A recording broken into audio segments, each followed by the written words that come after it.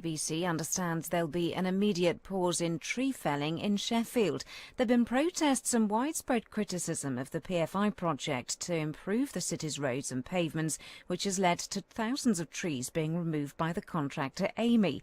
Last week, the Secretary of State for the Environment, Michael Gove, described Sheffield City Council's behaviour towards local citizens as a disgrace. The Labour MP Rachel Reeves has welcomed the decision to halt the work. I don't think it is right to fell trees that are healthy and that the community want to keep. Now, if Michael Gove is willing to do anything to stop this happening, he needs to help Sheffield Council renegotiate this contract with Amy and put money in to be able to improve the roads without cutting down these trees.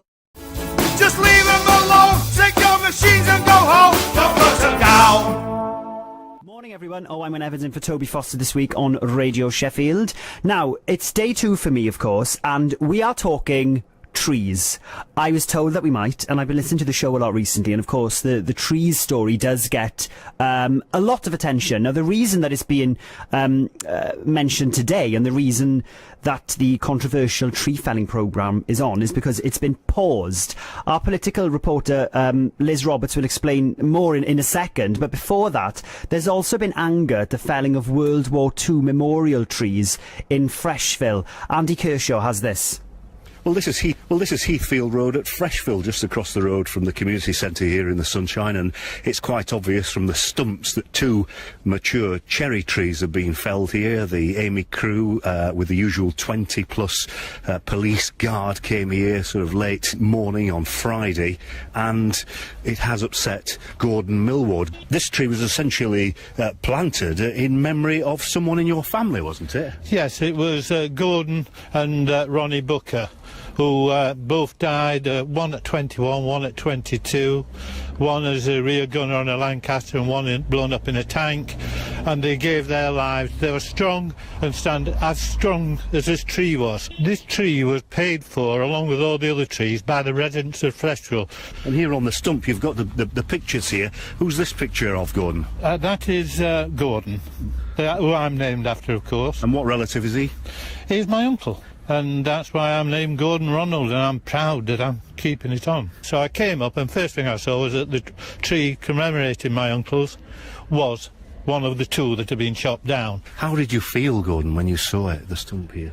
I felt stunned that people could come and get rid of a memory of people who died on our behalf without consultation. Consultation they had with the British Legion said they were considering taking some trees out, and they'd go back to them and say which they were and why.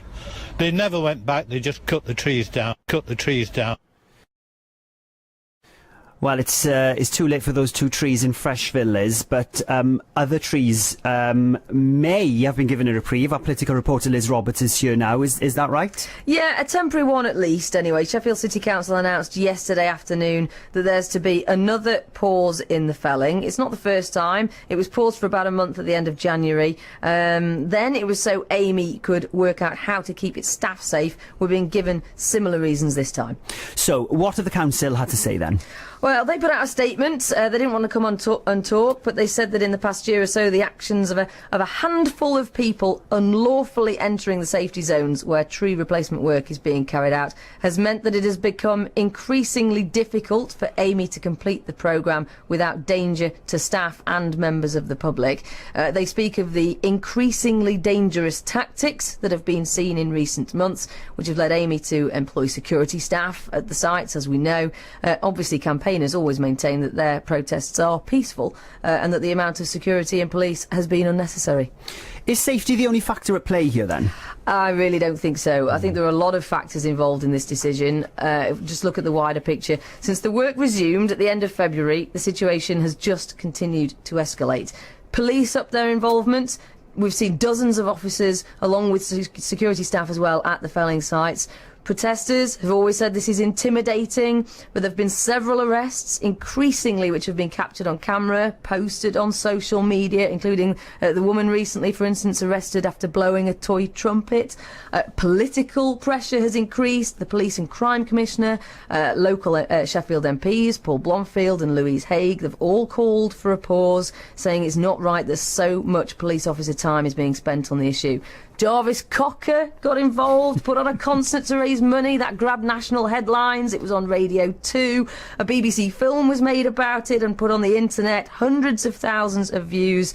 The Secretary of State for the Environment, Michael Gove, was quoted as saying, "We'll do anything to stop the work." Then his Oppo Shadow Secretary of State, Sue Heyman, then said she'd try and help mediate. None of this has been good publicity for the council. So I suspect, although I don't know, that the whole situation has just become unsustainable, and they've decided to call another halt to see what can be done. Let's not forget, though, that we're also now in a pre-election period. The Labour leading group are going to be asking for people to vote for them, and this is not the greatest backdrop to do it against. So what happens now then? Well, it's a good question. Lots of people are saying, great, let's hope this will allow everyone to sit down around the table, the council, Amy, the campaigners, find a sensible way to move forward that suits everyone. There's no doubt the work had reached a deadlock anyway. Protesters have been out patrolling. They see an Amy team arrive, they go and stand by a tree, and nothing can really happen from then on.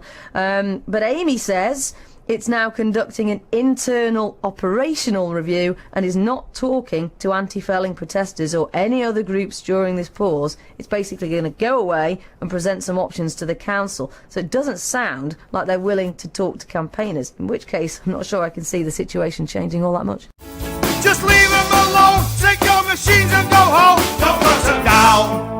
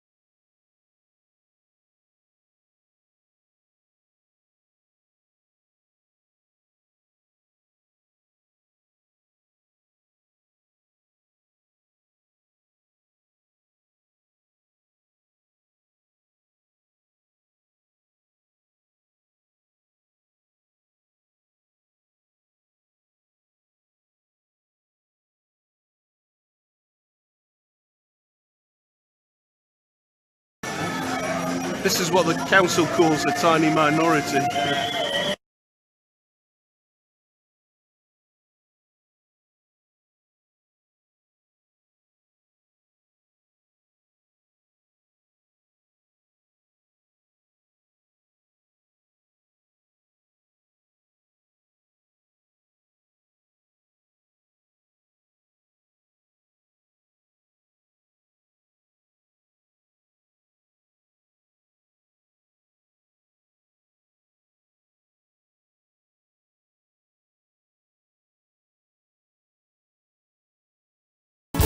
Just leave them alone. Take your machines and go home. Don't burn them down. Now, if you live in Sheffield, you'll get the chance this May to vote for your representative on the local city council. The election is now only 3.5 weeks away and campaigning is now fully underway. Today, the local Labour Party have launched their Labour Manifesto. Joining me is Councillor Julie Dorp, the current leader of Sheffield City Council. Good afternoon to you, Julie. Good afternoon. I think you probably know where I'm going to start. Oh, go on. Trees. It's a story that's dominated the news, not just locally but nationally as well.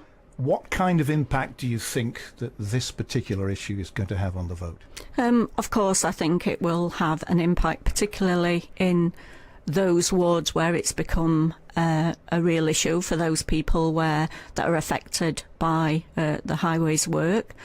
It remains to be seen what sort of impact it has. We have had several elections, by-elections, etc. since. Are you worried? No, not really. I think people understand. Why shouldn't you be worried? As a council leader, I would be quite. It would be in the forefront of my mind. I think people understand that running a council is far more than delivering a highways contract. It's working with all our partners to address the serious poverty and the impact of austerity in our city, and there are four many other issues that are affecting the people of Sheffield that will determine how they vote in a local election. But if you're out canvassing, let's say Western Road in Sheffield, and you come upon a Labour voter who's really, really upset and won't vote for you ever again, what do you say to them? I try to explain to them the policy regarding the highways contract. I try to explain to them at this very moment in time we are working with Amy to find a resolution to the issues that people on their particular roads are facing. As many people know, we are now in a pause of the highways contract regarding the replacement of trees, and we're hoping within this period to come to a resolution that is satisfactory for everyone. I mean, this has happened on your watch. You're in control of the council at the moment with regards to the tree policy. I mean, surely it's been nationally talked about. Do you regret it all? I can't regret the fact that we're having £2 billion worth of investment in the highways of Sheffield, resurfacing and replacing all our pavements, our curbs, our verges, all the roads and the streets and the street lighting. You can't regret that. I do regret the impact that it's had on regarding the highways trees, the fact that we have 36,000 highways trees on the roads of Sheffield and 6,000 of those need to be replaced. Just leave them alone, take your machines and go home, don't burn them down. Campaigners in Sheffield trying to stop trees being cut down have issued an invite to the council's contractor Amy and to South Yorkshire Police to take part in talks later this week. Sheffield Tree Action Groups, or STAG, say they want all parties to resolve what they call a shameful stain on Sheffield's green city reputation. Tree felling work has been on pause for 3 weeks now on safety grounds. This meeting's set for Friday. Just leave them alone, take your machines and go home, don't burn them down. Sheffield City Council's declined an invitation to meet tree campaigners. The invite from STAG to the council, contractor Amy and South Yorkshire Police went out yesterday. The meeting was set for Friday. A statement from the council says in the run-up to local elections it was unable to take part in politically sensitive talks and it was following election guidelines.